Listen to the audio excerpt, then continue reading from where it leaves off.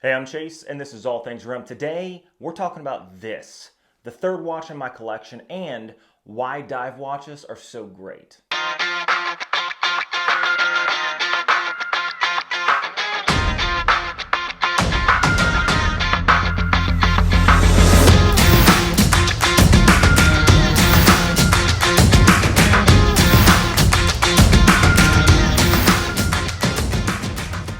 Now, as we hop into the video, I am not a morning person, and it is early in the morning on Sunday. It is gloomy outside. I don't know if you could tell based on the lighting, but my hoodie tells you that it's not warm in the least bit. Now you can see the times are changing. We just hit August, and in Alaska, that is the rainy season, and sure enough, it's raining outside. Now today we're going to be talking about the third watch in my collection, and that is this Panerai Homage. Now why do I like this watch so much, and why do I not like it so much?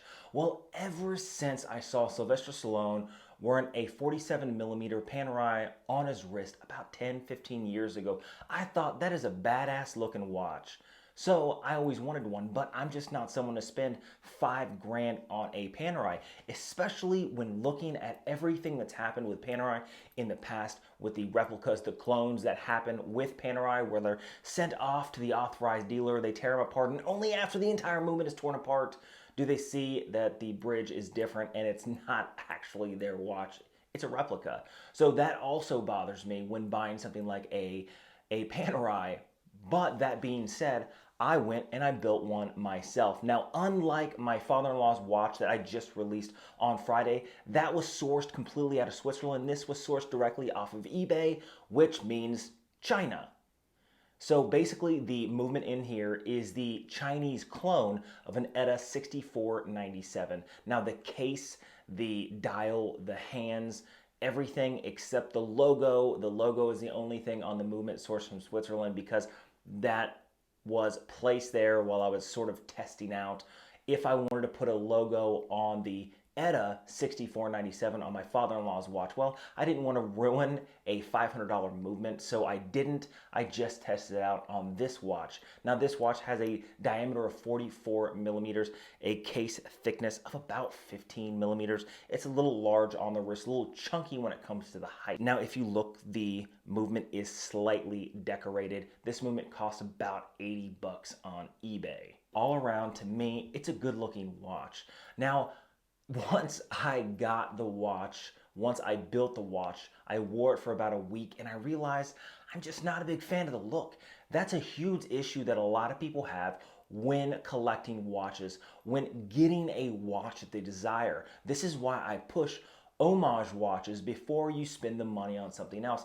Imagine if I bought a $5,000 Panerai and I didn't like it like I don't like this on my wrist, then I would be out $5 grand. And good luck selling your Panerai on the used market. Most people are not buying secondary Panerais anyway because of the issues that have happened with the replicas. So better find something with the same style that you can wear and decide whether or not you like it before you spend the money. Now, I wear this probably once every few months. I know that there's going to be a time where I'm going to want to wear it. Maybe I could take it with me on vacation, and depending on what I'm wearing, I would wear it. However, I'm just not a big fan of the style now that I have it. Now, it does have a sterile dial, doesn't say Panerai, and I like that because I don't like wearing something that someone would consider a replica watch. I will wear an homage, but it cannot say the name of the company. Refuse to wear it at all. Now, that being said, let's move into the next one, the dive watches and why they're so great today. Now, when I tell people about buying watches, I always tell them the first watch you should buy is probably a dive style watch. Now, why do I tell people that? Well, generally, overall, through time, the styles have changed in the fact that now most people don't wear mechanical watches. Most people wear something like an Apple Watch or a smartwatch, a Garmin, and they wear it in everyday situations. They take off their bands and they put stainless steel bands on their smartwatch, their Apple Watch, and they toss a suit on and they go to a party. Well, in the watch community, in the watch world, that's sort of not how it is. We don't wear Apple Watches, or at least I don't. And I don't know anybody who wears Apple Watches who actually has a mechanical watch at home. Most people If you collect watches or you want to start collecting watches, normally we'll get into maybe high quartz movements or your first mechanical watch, which is normally like a Seiko. That's what I always recommend, like a Seiko field watch, like the SNK 905. But as times have changed, a dress style watch was a square watch or a smaller style watch on a leather band like this to sew. Now, you could even push the fact that something like a Datejust on a Jubilee style bracelet is also extremely dressy and would be appropriate in something like a suit and tie. Now, back in the 60s, 70s, 80s, and even 90s, this was basically how watches were worn. There were specific watches that were dress watches, a JLC or a Patek Philippe, Calatrava, like a dress watch, like something like that would be appropriate in a dress situation. Now, I'm sure as James Bond has evolved and as we see ourselves more in an active era, that we get away with wearing something like sports watches and dive watches on the wrist in a suit. That's why I tell people a dive watch may be your best bet. Now, what type of dive watch? Not this type of dive watch. If you are a diver, this is a great dive watch. I've done several reviews on this and I've taken it under the water. I'm still waiting to take it diving, but it's hard for me to get out there because I'm working all the time. And I just hate diving in Alaska. To dive in Alaska, you actually have to get all your gear because I don't own all my gear, and you have to take a boat about 20 miles off the coast to even be able to see anything. Now, the life out there is amazing. However, it takes a lot to get out there and a lot of money to get out there because I don't own a boat. And if you want to rent a boat, it's like $600 for 4 hours. So not my thing. So not this dive watch as a first watch if you want to wear it in every situation.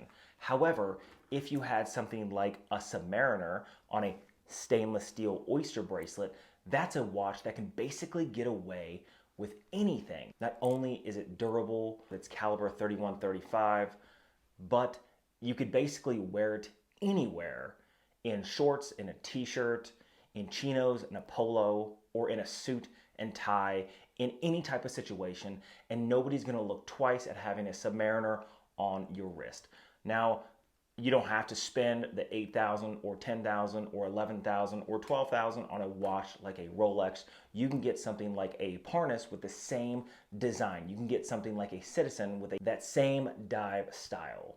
Now, another thing about getting a dive watch is the fact that basically the design of something like a Submariner hasn't changed in about 70 years. Now, they did start adding the Cyclops window, they did start making the case slightly larger, and even in 2010, they made the Maxi case, which is just slightly larger than the previous iteration. However, they're all 40 millimeters, and generally they wear the same, just the Maxi case is slightly larger. But the point is, the look is the same. The design is the same. It's a classic design that lasts for a very long time. So if you buy a watch with the same styling, generally, it's not going to go out of style anytime soon. And it's even something you can hand down to your kids if you spend the money. Now, honestly, if you like the look of something like a Submariner, my recommendation is to go with something like a Steinhardt or a Devosa. Now, a Steinhardt, for something like the Steinhardt Ocean 1, they do offer a 40 millimeter, a 42 millimeter, and a 39 millimeter. I prefer the 39 millimeter. In fact, I'm looking at the rose gold 39 millimeter Ocean 1 just as my next purchase. Is it going to happen? I don't know. But you can get a Steinhardt, which is a Swiss-made watch with the same design characters as a Submariner for $500. That's basically in anybody's budget, and that's a watch that's gonna last for a very long time. Now, what do you guys think about what I'm saying here? Do you agree? Do you disagree? Do you think that there's a better watch to be your first watch other than something like a dive style watch, an homage to a Submariner or something similar? Maybe you guys think a Seiko Alpinist or something like that. Leave a comment down below. Let me know what you guys think. I always love to go back and forth in the comments. I read every single comment and I respond to every single comment. Is that gonna happen in 3 years? I don't know. I hope so. But If you like videos and videos like this, hit that subscribe button down below. Leave a comment of the content you guys would like to see on this channel. I have a lot of videos coming up in the future. The next video I'm going to be releasing is going to be the Panerai Yachtmaster side by side with the Rolex Yachtmaster, so you guys can see the differences in a high-end luxury watch, $12,000, to a low-end Homage $80 watch straight from China. So hit that notification bell so you guys can be notified when I drop that video. Until next time.